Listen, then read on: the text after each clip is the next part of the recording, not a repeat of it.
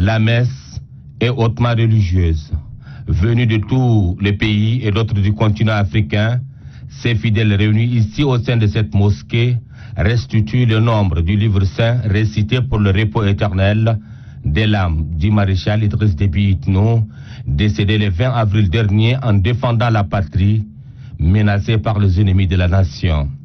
Ce sont des milliers de fois les saints Corans qui ont été récités par les fidèles des différentes mosquées et zaouïas du Tchad. À cela s'ajoutent plusieurs autres rites funèbres faits par les fidèles des pays amis comme le Niger, le Soudan, le Cameroun et la Mauritanie. Des actes réconfortants et significatifs qui corroborent avec les multiples œuvres humaines posées de son vivant par le maréchal du Tchad en matière religieuse, a laissé entendre le vice-président du Conseil supérieur des affaires islamiques du Tchad, Cheikh Ahmed An-Nour Mohamed El-Helou. Ce dignitaire a beaucoup insisté sur l'unité nationale. Au nom de la famille du défunt, Daouss Déby Itno a rendu un hommage appuyé au peuple tchadien. Les pays amis, la presse nationale et la communauté internationale pour leur important soutien moral apporté à la famille du défunt. À la Villa Burkina, les mains ne cessent d'être levées vers le ciel pour implorer Allah pour le repos de l'âme du défunt. Les membres du Conseil militaire de transition à leur tête, les vice-présidents, le général de division Djimadoum Tiraina, ceux de l'Assemblée nationale conduits par Dr Haroun Kabadi, sont les premiers à être reçus par Daouss Déby Itno pour la présentation de condoléances.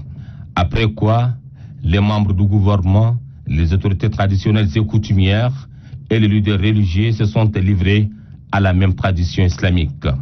Dans l'après-midi, apparaît le président du Conseil militaire de transition, le général de corps d'armée Mohamed Idriss Déby. C'est sous cette tente dressée pour la circonstance que le chef de l'État lui aussi reçoit les condoléances et le soutien des fidèles mobilisés. Tous prient Allah le Tout-Puissant de bénir le Tchad et de les préserver de tout le mal. On peut naître et on peut mourir un jour. Et l'homme est appelé à marquer quand même de ses empreintes durant les périples de ses jours pendant qu'il est vivant. Le maréchal du Tchad, il n'a pas simplement ouvert la voie à sa personne, mais à toute une communauté, à tout un peuple, fût-il la communauté tchadienne, le peuple tchadien. Si bien que le Tchad est un pays du monde, mais le défunt maréchal a fait de ces pays-là un pays renommé au sein du concert des pays et des nations. Donc, c'est un héritage qu'il nous a légué à nous autres Tchadiens.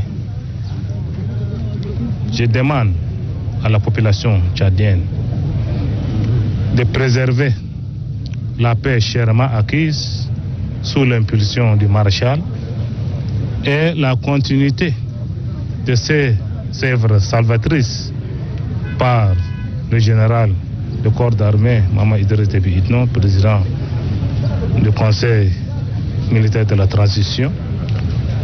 Et la population a gardé l'unité pour que le Tchad amorce son émergence prônée par le maréchal et qui a été cimentée dans l'Afrique qui a connu la paix, la stabilité et son bravoure en la matière des soldats. Le message à l'endroit de la population tchadienne est de maintenir la paix qui était acquise il y a cela 30 ans par le maréchal. 30 ans de la paix au Tchad et en Afrique, au monde entier. Il est une référence pour le monde. Alors, il nous a quittés.